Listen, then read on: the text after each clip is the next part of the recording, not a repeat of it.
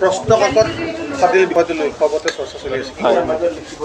এইটো ফাদিল বুলি ক'বলৈ গ'লে একচুৱেলি নহয়, কাৰণ মই আপোনাৰ ইনভিজিলেটৰৰ মিষ্টেকৰ কাৰণে মই লৈ আহিছোঁ, আৰু তেখেতে যদি ক'লে হয় যে জমা দি থৈ যোৱা, তেন্তে মই জমা দি থৈ আহিলোঁ হয়। আৰু আগে পিছত মই ধৰক এনে 2-এটা পৰীক্ষা দিছোঁ, আৰু এছা পৰীক্ষা ফাৰ্ষ্ট দিছোঁ, তাত কোনো ধৰণৰ পৰীক্ষা প্ৰশ্নকাকত দিয়া নাই। তেনেকৈ মই ভাবিছোঁ বোলো এইটো কিবা খেলি মেলি এটা হৈছে। তেনেকৈ আহি মই গেটত ৰখিছোঁ 10 মিনিটমান সময় ৰেপিডৰ কাৰণে। তাতো ৰখিলোঁ, ইয়াতো ৰখিলোঁ, ৰখি পেলাই দেখিছোঁ কোনো ধৰণৰ একো এনাউন্সমেণ্ট অহা নাই ছাৰহঁতৰ ফালৰ পৰা। সেইকাৰণে মই লৈ গুচি আহিছোঁ। আৰু আহি পেলাই লগৰজনে ক'লে যে, মই ক'লোঁ তেখেতক যে মোৰ তহঁতৰ কিবা পৰীক্ষা প্ৰশ্ন দিছেনে? সি কৈছে যে আমাক দিয়া নাই। মই বোলো আমাক দিছে।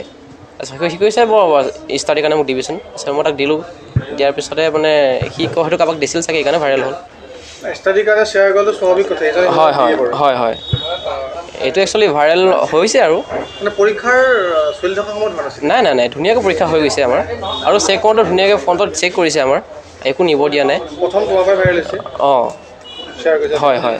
তুমি এক কথাত যদি ক'বলৈ যোৱা যায়, হয়, পৰীক্ষা চলি থকা বা পৰীক্ষা আগমুহূৰ্তত কুৱেশ্যন পেপাৰখন তুমি নাই নাই নাই, তুমি নিজেও পৰীক্ষাৰ্থী আছা? মই নিজে পৰীক্ষা দিছোঁ। হয়, 5 নম্বৰ ৰুমত দিছোঁ, ললিত চন্দ্ৰ ভৰালী কলেজ, মালিগাঁও। কোন জেগাত? মালিগাঁও। এইটো ইনভিজিলেটৰ ভুলৰ কাৰণে? হয় হয়, তেখেতৰ ভুলৰ কাৰণে হৈছে এইটো। ঠিক আছে।